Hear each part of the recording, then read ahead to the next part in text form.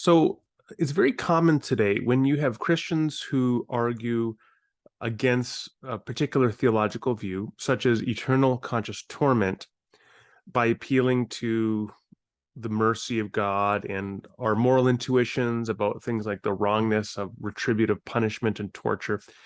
Or similarly, when you have Christians today arguing along similar grounds for a particular repudiation of some understanding of biblical violence or of an understanding of the atonement or some other issue, that you will get the traditionalist who's endorsing this particular view of hell or biblical violence or of atonement. They'll come back with this rejoinder and say, well, you're simply reflecting modern sentimentalism, that your objections, let's say, to the concept of eternal conscious torment is based upon modern sentimentalism. So I want to take a look at that argument and offer just a quick rejoinder to it. Here's an example. This is from the book, The Problem of God by Mark Clark, popular Canadian pastor and speaker today. And so he's talking in this chapter about the problem of hell. He says, but God's also just and moral, a purely good being whose decisions are not based on modern sentimentalism. There you go. Here's a second example from the New Dictionary of Theology talking about issues relating to atonement and divine wrath.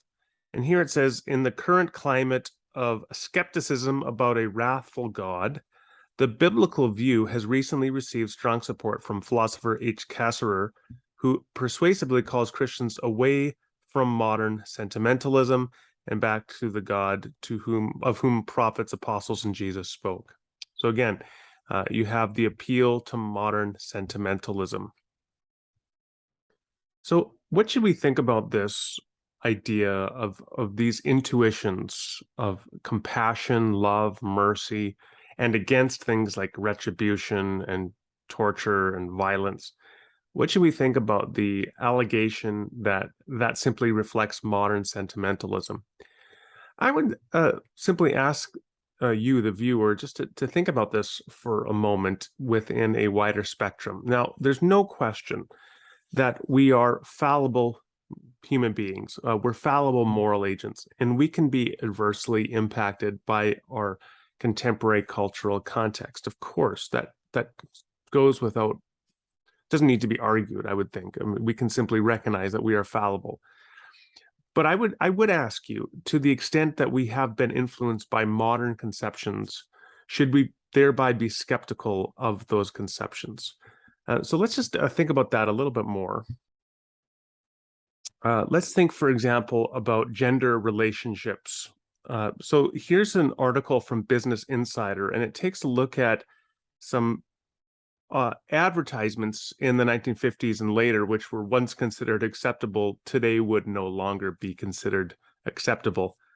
This first one is an advertisement for ties. It says, "Show her it's a man's world." Okay, that wouldn't fly today.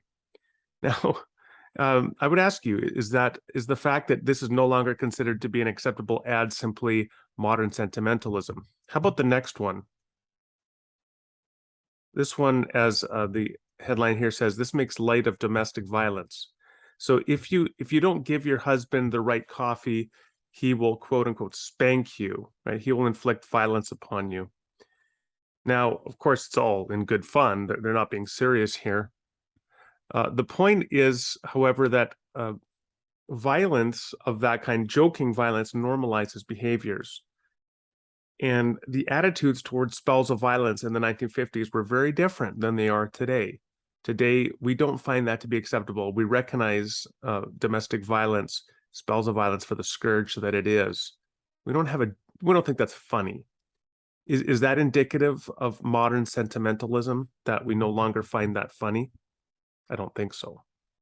Our attitudes have also changed in the modern world toward how we treat animals. Here's just one example. Throughout much of the history of modern England, from the Reformation onwards, bear baiting was a very popular pastime where you would get a bear and you'd chain up the bear and then you'd sick dogs on the bear, and people would watch and cheer as the dogs, often large mastiffs, tore apart the bear while the bear was desperately struggling to save its life. Now, bear baiting was so normalized within English society, for example, in the Elizabethan age, that you could have picnics, like a church picnic, and the local vicar could hire a bear baiter to bring one of his bears and tie it up and sick dogs on it, and the whole family would watch and think that this was proper entertainment. The brutality of a bear being tortured to death, I think that's disgusting and evil. Now, is that reflective of the fact that I'm simply affected by modern sentimentalism? I don't think so. All right, now let's take a quick look at the Geneva Conventions, specifically the Fourth Geneva Convention from 1949 in the wake of World War II, in the aftermath of the war. So this convention outlined, the Geneva Conventions generally outline humane treatment of combatants and non-combatants in war. And the Fourth Convention outlines the humane treatment of non-combatants specifically, including the non-targeting of non-combatants, which was a new thing for the most part in the history of war. It was even World War II, both the Axis and Allied forces were engaging in massive bombardments and terrorization of civilian populations as a way to win the war. And according to the Geneva Conventions, those constitute war crimes. So, for example, in the bombing of Dresden, where the Allied forces dropped so many bombs that created a firestorm that melted granite and vaporized human beings, massive numbers of thousands of civilians that had packed into the city. That's one massive war crime, according to the Geneva Conventions. Is this modern sentimentalism that we no longer target non-combatants in war? I don't think so. Next, let's talk about torture. Today, people consider torture to be morally unconscionable. There was a big debate in American society in the mid-2000s over whether waterboarding constituted torture. But the interesting thing is that nobody was debating whether torture was right or wrong. Everybody agreed that it is wrong to torture people, torture being the infliction of severe mental and or physical torment for the purposes of punishment. Everybody agreed that that's wrong. So the question was whether waterboarding actually met the qualification, or the threshold, we should say, of torture. But here are some examples of torture in the Middle Ages. Dishonorable mention here is the Iron Maiden. So this is that one where it has spikes on it. It's a metal container and you get put in it, and then the metal container is closed on you and the spikes impale you and you slowly bleed out. The rack, where they stretch out your body and eventually your joints pop out. Here's the thumb screw, where the screw tightens upon your finger. Dunking, which is similar to waterboarding. Let's just take a look at the rat torture at the bottom here, which is considered here the worst.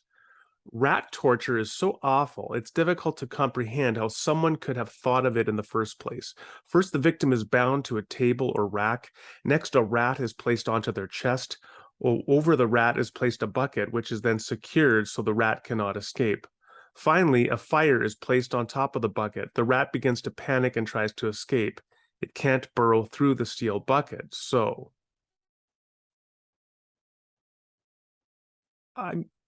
I have no words. I can't believe human beings do or ever did such things to one another.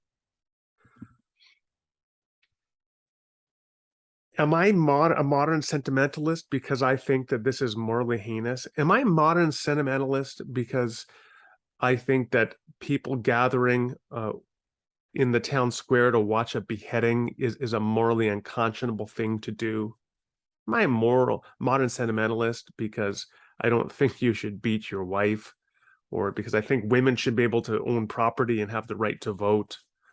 Am I a modern sentimentalist because I don't think you should slaughter civilians in war?